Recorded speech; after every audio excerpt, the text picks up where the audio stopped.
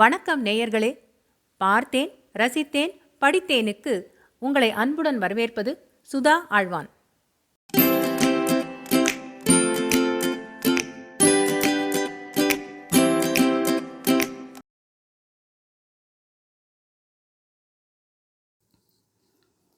அமரர் கல்கியின் சாகித்ய அகாடமி விருது பெற்ற அலை ஓசை பாகம் 4 பிரளயம் அத்தியாயம் 36 ஜனவரி 31.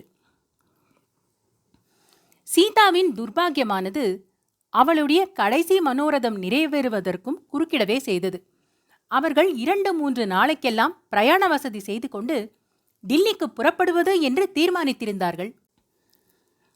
ஆனால் அதற்குள்ளே, அதாவது ஜனவரி மாதம் 30ஆம் தேதி மாலையில் பேரிடி போன்ற செய்தி ரேடியோவின் மூலம் உலகமெல்லாம் பரவியது போல பானிபத் பட்டணத்துக்கும் வந்துவிட்டது.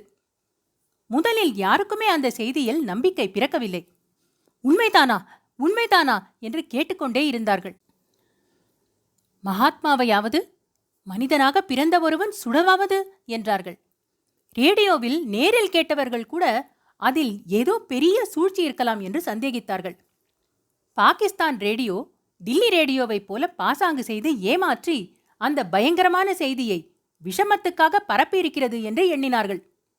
இன்னும் சிலர் டில்லி நகரில் உள்ள முஸ்லிம்கள் டில்லி ரேடியோவை கைப்பற்றி அவ்விதம் பொய்ச் செய்தியை வெளியிடுவதாக சந்தேகித்தார்கள். வேறு சிலர், அப்படியே மகாத்மாவை ஒரு பாதகன் சுட்டிருந்தாலும் அவ்வளவு சீக்கிரத்திலே அந்த மகானுடைய உயிர் பிரிந்திருக்குமா? ஏதோ அவசரப்பட்டு செய்தி சொல்லிவிட்டார்கள், பிழைத்துவிட்டார் என்ற சந்தோஷ செய்தி சீக்கிரத்தில் வந்துவிடும் என்று நினைத்தார்கள். இரவு 8:30க்கு எல்லா சந்தேகமும் தீர்ந்துவிட்டது. பண்டித ஜவஹர்லால்ஜியும் சர்தார் பட்டேலும் அவர்களுடைய சொந்த குரலில் தெள்ள தெளிய பேசிய பிறகு தொண்டை அடைக்க விம்மிக்கொண்டே மகாத்மா கொல்லப்பட்ட செய்தியை சொன்ன பிறகு வேறு என்ன சந்தேகம் இருக்க முடியும்? அகதி முகாமில் அந்த கொடூரமான செய்தியை கேட்ட சூர்யா தன்னுடைய சொந்த ஜாகைக்கு ஓடினான். துரைசாமி ஐயர் அச்சமயம் சீதாவை மூர்ச்சை தெளிவிக்க முயன்று கொண்டிருந்தார்.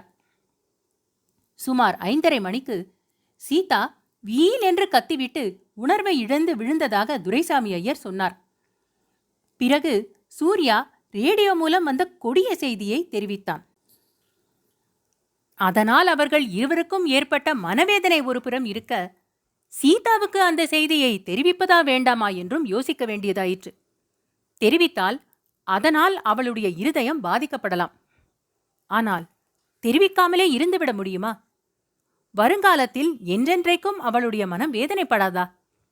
அதை காட்டிலும் அவளை டில்லிக்கு அழைத்து போய் மகாத்மா காந்தியின் புனித திருமேனியையாவது தரிசனம் செய்து வைப்பது நல்லதல்லவா?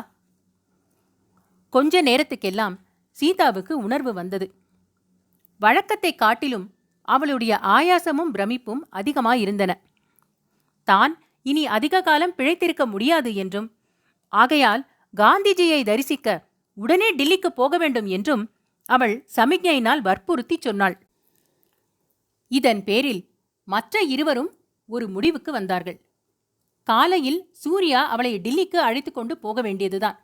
சமயோஜிதம் போல் காந்திஜியின் மரணத்தை பற்றி அவன் அவளுக்கு தெரிவிக்க வேண்டியது, அல்லது அவளே பார்த்து தெரிந்து கொள்ளும்படி விட்டுவிட வேண்டியது. அந்த சந்தர்ப்பத்தில் டில்லி பிரயாணம் போய் வருவதற்கு வேண்டிய தெம்பு துரைசாமி ஐயருக்கு இல்லையாதலால் அவர் வரவில்லை என்று சொல்லிவிட்டார். சீதாவை பத்திரமாக அழைத்து கொண்டு போய் ஜாக்கிரதையாக திரும்பி வரும்படி 1000 தடவை சூர்யாவுக்கு எச்சரிக்கை செய்து அனுப்பினார். சீதாவின் வாழ்க்கையில் மறுபடியும் ஒரு தடவை கனவில் நடப்பவை போன்ற சம்பவங்கள் நடந்தன. பானிபத்திலிருந்து டில்லிக்கு போகும் சாலையில் அன்று போன ஜனக்கூட்டத்தை பார்த்ததும் அவளுக்கு ஏதேதோ சந்தேகங்கள் உதித்தன. சூர்யாவோ அவளுடைய கேள்வி ஒன்றுக்கும் பதில் சொல்லாமல் தலையை அசைத்து கொண்டு வந்தான். கடைசியாக அவர்கள் டில்லியை அடைந்தார்கள். பழைய டில்லியிலிருந்து ஒரு பெரிய ஜனசமுத்திரம் புதுடில்லியை நோக்கி போய்க் கொண்டிருப்பதை கண்டார்கள். கனவில் நடப்பவளைப் போல நடந்து சீதாவும் சென்றாள். கூட்டத்தில் தவறிப்போய்விடாமல் சூர்யா கண்ணும் கருத்துமாக அவளை தொடர்ந்து போய்க் கொண்டிருந்தான். அவனுடைய நெஞ்சை ஒரு பெரிய பாரம் அமுக்கிக் கொண்டிருந்தது. சீதாவுக்கு செய்தியை சொல்லும் தைரியம் இன்னும் அவனுக்கு வரவில்லை. இனிமேல் சொல்ல வேண்டிய அவசியமும் கிடையாது. சிறிது நேரத்துக்கெல்லாம் சீதாவே காந்தி மகாத்மாவின் திருமேனியை பார்த்து தெரிந்து கொள்வாள். ஆனால் அவ்விதம் பார்த்த உடனே அவளுக்கு ஏதாவது நேராமல் இருக்க வேண்டுமே? இத்தனை கூட்டத்துக்கு மத்தியில் அவள் உணர்விழந்து விழாமல் இருக்க வேண்டுமே? சூர்யாவும் சீதாவும் போய் சேர்ந்த சமயம் மகாத்மாவின் திருமேனியின் இறுதி ஊர்வலம் ஆரம்பமாகும் சமயமாயிருந்தது. எப்படியோ படாத பாடுபட்டு அந்த ஜன சமுத்திரத்துக்குள் இடித்து புடைத்து கொண்டு அவர்கள் இருவரும் காந்தி மகாத்மாவின் திருமுகத்தை பார்க்கக்கூடிய சமீபத்துக்கு வந்து சேர்ந்தார்கள். ஏதோ ஒரு மகத்தான முக்கியமான சம்பவத்தை தெரிந்து கொள்ளப் போகிறோம் என்ற பரபரப்போடு சீதாவும் கூட்டத்துக்குள் புகுந்து விரைந்து சென்றாள். புஷ்பங்களை கொட்டி அலங்கரித்திருந்த மோட்டார் ரதத்தில் மகாத்மாவின் திருமேனி கிடந்த நிலையையும் அவருடைய திருமுகத்தின் தோற்றத்தையும் பக்கத்திலே மாபெரும் தலைவர்கள் உட்கார்ந்திருந்த காட்சியையும் சுற்றிலும் நின்ற மக்கள் கூட்டத்தின் சோக முகங்களையும் கண்ணீரையும் கம்பலையையும் பார்த்ததும் சீதாவுக்கு விஷயம் விளங்கிவிட்டது. லட்சக்கணக்கான ஜனங்கள் திரண்டிருந்த அந்த கூட்டத்தில் காது செவிடுபடும்படியான ஓலம் எழுந்து கொண்டிருந்தது. சீதாவின் காதில் இடைவிடாமல் கேட்டுக்கொண்டிருந்த அலையோசையானது ஜனசமுத்திரத்தின் இரைச்சலோடு ஒன்றாக கலந்தது. காந்திஜியின் நிலை இன்னதென்று அறிந்ததும் அவளுடைய நெஞ்சு விம்மி எழுந்து தொண்டையை அடைத்தது. பின்கழுத்துக்கு மேலே 2 செவிகளுக்கும் மத்தியில் ஏதோ ஒரு நரம்பு வீணையின் மந்திரத்தந்தி அருந்தாற்போல படீரென்று வெடித்து அருந்தது. அந்த ஓசை மேற்கூறிய இருவகைப்பட்ட அலை ஓசைகளையும் பிளந்து கொண்டு சென்று அவளுடைய மண்டைக்குள்ளேயே பாய்ந்தது. சிறிது நேரத்துக்கெல்லாம் பிரமிப்பு நீங்கி மனம் தெளிவுற்றது. சிந்தனா சக்தி திரும்ப வந்தது. ஆஹா, இந்த மகா புருஷரை தரிசிக்கும் சந்தர்ப்பம் தன்னுடைய வாழ்க்கையில் எத்தனையோ தடவை நெருங்கியிருந்தும் பல காரணங்களினால் அப்போதெல்லாம் தவறிப்போய்விட்டது. அவருடைய உயிர் பிரிந்த பிறகு நடக்கும் இறுதி ஊர்வலத்தின் போதுதானா காந்திஜியின் திருமேனியை பார்க்கும்படி நேர வேண்டும்? எத்தனை தடவை மகாத்மாவின் ஆசிரமத்துக்கே போய்விட வேண்டும் என்றும் அவருடைய தொண்டுக்கே தன் வாழ்க்கையை அர்ப்பணம் செய்துவிட வேண்டும் என்று எண்ணியிருப்பாள். தன் உடம்பில் அணிந்துள்ள ஆபரணங்களை எல்லாம் அவரிடம் கழற்றி கொடுத்துவிட வேண்டும் என்று எவ்வளவு முறை ஆசைப்பட்டிருப்பாள். அந்த ஆசையெல்லாம் இனிமேல் நிறைவேறப் போவதில்லை. சீதா, நீ இந்த உலகத்தில் எதற்காக பிறந்தாய்? உன்னுடைய உள்ளத்தின் ஆசை ஒவ்வொன்றும் இவ்விதம் அவலமாக போவதற்குத்தானா பிறந்தாய்? உற்றார் உறவினருக்கு கஷ்டம் கொடுப்பதற்காகவேயா பிறந்தாய்? காந்தி மகாத்மாவிடம் பாவியாகிய நீ பக்தி வைத்திருந்தாயே, அது காரணமாகவே இவருடைய முடிவு இப்படி ஆயிற்றோ? 125 வயது வாழ்வேன் என்று சொல்லிக் கொண்டிருந்தாரே, அவரை உயிரோடு நீ தரிசிக்க கூடாது என்பதற்காகவே போய்விட்டாரோ? இப்படியெல்லாம் எண்ணமிட்டுக் கொண்டே சீதா ஊர்வலத்தோடு போய்க் கொண்டிருந்தாள். சில சமயம் ஜனக்கூட்டத்தின் நெருக்கமும் அவளை அந்த புஷ்பரதத்துக்கு வெகு தூரத்தில் அப்பால் கொண்டு வந்து தள்ளிவிடும். மறுபடியும் அவள் முண்டியடித்துக் கொண்டு புஷ்பரதம் போகும் இடத்தை நோக்கி நெருங்கிச் செல்வாள். காந்திஜியின் திருமேனியை, அவருடைய திருக்கரத்தை அல்லது பாத கமலத்தை தொட்டு கண்ணில் ஒத்திக்கொள்ள வேண்டும் என்ற ஆசை அவள் மனத்தில் அடக்க முடியாமல் எழுந்தது. இது காரணமாகவே அவள் புஷ்பரதத்தை நெருங்குவதற்கு அவ்வளவு பெருமுயற்சி செய்தாள். இதற்கிடையில் சூர்யா அவளை பிரிந்துவிடும்படி நேர்ந்தது. காந்தி மகானை பார்த்த பிறகு சூர்யாவை பற்றி சீதா ஒரு கணமும் நினைக்கவில்லை. சூர்யாவோ அவளை பிரிந்ததினால் ஏற்பட்ட பீதியுடனும் எப்படியாவது அவளை திரும்ப கண்டுபிடிக்க வேண்டும் என்ற ஆர்வத்துடனும் கூட்டத்தில் அங்குமிங்கும் இடித்து பிடித்து கொண்டு அலைந்து திரிந்து கொண்டிருந்தான். கடைசியாக பிற்பகல் சுமார் 4 மணிக்கு யமுனை நதிக்கரைக்கு வந்து ஊர்வலம் முடிவடைந்தது. சீதையும் அடுக்கப்பட்டது. இறுதி கிரியைகள் நடைபெற்றன. அப்போது அங்கே திரண்டிருந்த ஜனசமுத்திரத்தின் வெளிவரம்புக்கு சீதா வந்துவிட்டாள். அவளால் எவ்வளவோ முயன்றும் கூட்டத்தை பிளந்து கொண்டு உள்ளே போக முடியவில்லை.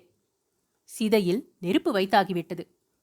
செந்தழலில் கொழுந்து அதோ கிளம்பி வானை எட்ட பார்த்தது. 7 கடல்களும் கொந்தளித்தார் போன்ற ஒரு பெரும் ஓலக்குரல் அப்பெருங்கூட்டத்தில் எழுந்தது. அதற்கு மேல் சீதாவினால் அங்கே நிற்க முடியவில்லை. எல்லாம் முடிந்துவிட்டது. தன்னுடைய வாழ்க்கையே முடிந்துவிட்டது. உலகமே முடிந்துவிட்டது.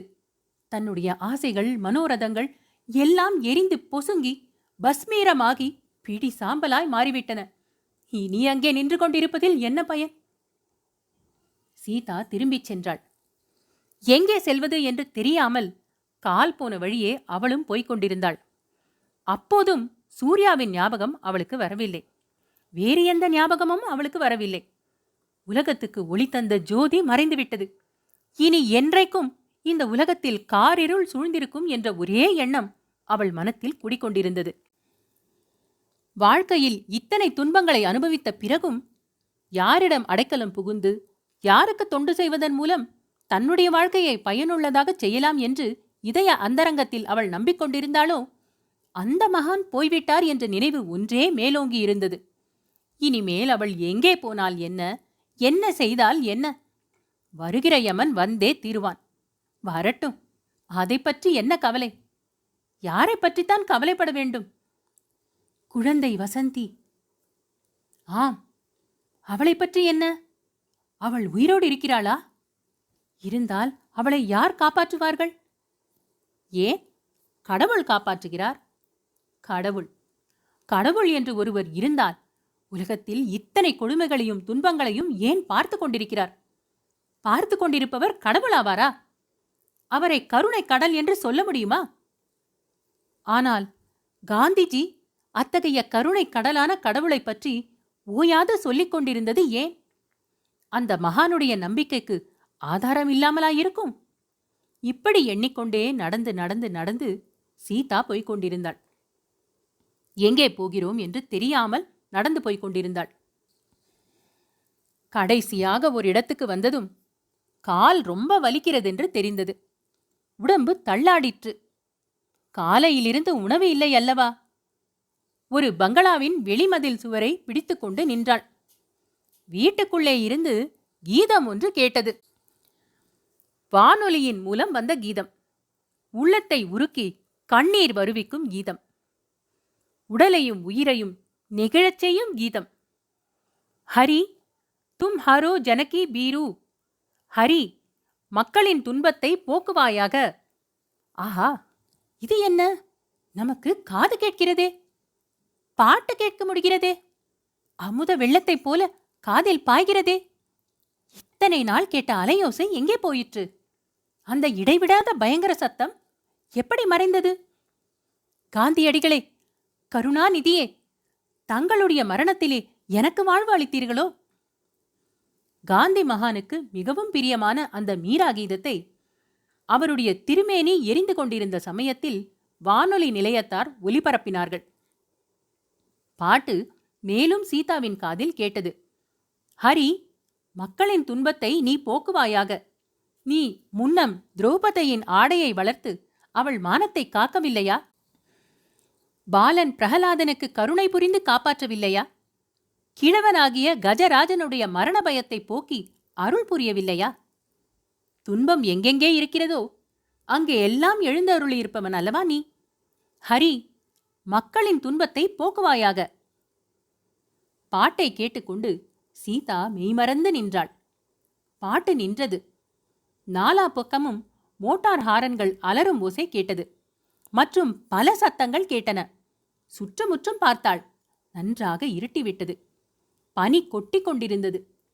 பனி மூடிய மரங்கள் சோகமே உருவாக காட்சியளித்தன. ஜனங்கள் காந்திஜி காலமான சம்பவத்தை குறித்து பற்பல பாஷைகளில் பேசிக்கொண்டு சாலையோடு போய்கொண்டிருந்தார்கள். சுற்றுமுற்றும் சீதா பார்த்தபோது தான் பிடித்துக்கொண்டு நின்ற மதில் சுவரையும் கவனிக்க நேர்ந்தது. ஆஹா, இது என்ன? இது யாருடைய வீடு? நம்முடைய வீடு போல் இருக்கிறதே. நாம் பல வருஷ காலம் நமக்கு சொந்தம் என்று எண்ணி வாழ்ந்த வீடுதான் இது. இந்த வீட்டில் இப்போது யார் இருப்பார்கள்? ஏன், அவர்தான் இருக்க வேண்டும். அவர்தான் ரேடியோ கேட்கிறார் போல் இருக்கிறது. கடவுளே நம்மை இந்த இடத்தில் கொண்டு வந்து விட்டிருக்கிறார். உள்ளே போய் ஏன் அவரை பார்க்கக்கூடாது? போனதெல்லாம் போகட்டும், இனி புதிய வாழ்வு தொடங்குவோம் என்று ஏன் சொல்லக்கூடாது? இதையெல்லாம் அவரிடம் என்னால் சொல்ல முடியுமா? காது கேட்கச் செய்த பகவான் பேசும் சக்தியையும் கொடுத்துத்தான் இருப்பார் அல்லவா? சீதாவின் நாக்கு முன்னெல்லாம் போல நன்றாக புரண்டது போல தோன்றியது. நன்றாக பேச முடியும் என்றும் தோன்றியது. மதில் சுவரின் வாசல் திறந்துதான் இருந்தது. சீதா உள்ளம் நடுங்க, கால் தள்ளாட அந்த பங்களா தோட்டத்துக்குள்ளே பிரவேசித்தாள். அத்தியாயம் 36 ஜனவரி 31 நிறைவுற்றது. அன்பான நேயர்களே, இது போன்ற மேலும் சுவையான கதைகள் மற்றும் கட்டுரைகள் கேட்க பார்த்தேன், ரசித்தேன், படித்தேன் எங்கள் சேனலுக்கு சப்ஸ்கிரைப் செய்யுங்கள். பொன்னியின் செல்வன், சிவகாமியின் சபதம், பார்த்திபன் கனவு போன்றவை பிளேலிஸ்டுகளாக வரிசைப்படுத்தப்பட்டிருக்கின்றன. ஏனைய பிற கதைகளையும் நீங்கள் கேட்டு மகிழலாம். தமிழ் கதைகள் கேட்க ஆர்வம் உள்ள உங்கள் குடும்பத்தார் மற்றும் நண்பர்களிடம் பகிருங்கள். மிக்க நன்றி.